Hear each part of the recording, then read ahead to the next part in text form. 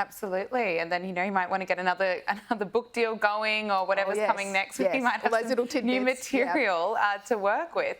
Now, Meghan Markle has shared a new photo of Prince Archie enjoying a sunset to mark his 6th birthday. In an Instagram post, she wrote, "Thank you for all the love, prayers and warm wishes. He's 6. Where did the time go?" Now, of course, she loves using social media to get her message out and to stay in the headlines. But I have to agree, I can't believe he's 6. Yeah, he's grown up very fast. And look, I have to commend Harry and Meghan for one thing, which is the way they do protect the privacy of their children. Right. You can see his back is turned to the camera. He's looking at a sunset. He's sort of present, but there's no sort of breach of his identity. But you're absolutely right. This is all part of Meghan's sort of brand building narrative and storytelling thing that she's absolutely obsessed with on social media. And I mean, when the kids are older, whether they want to actually be part of that, it sort of remains to be seen. She talks about keeping a digital scrapbook.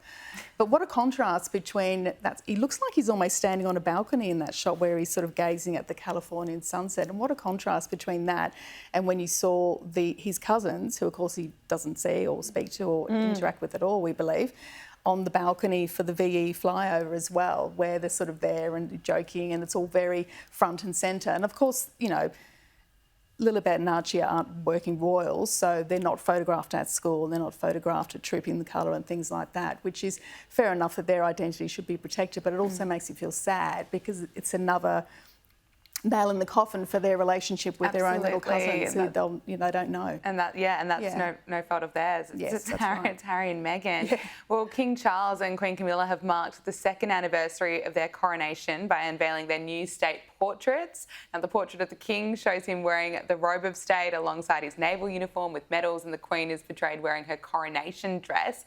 Now, the paintings will be displayed in the National Gallery Central Hall until June, and then they'll be moving to their permanent home in the throne room at Buckingham Palace. Is that right? That's right. Yes, they're on display until June 5. So I found these portraits fascinating because they are sort of speaking to the reign of Charles as well. His mother's portraits were always very official with lots of crowns and jewels and stuff.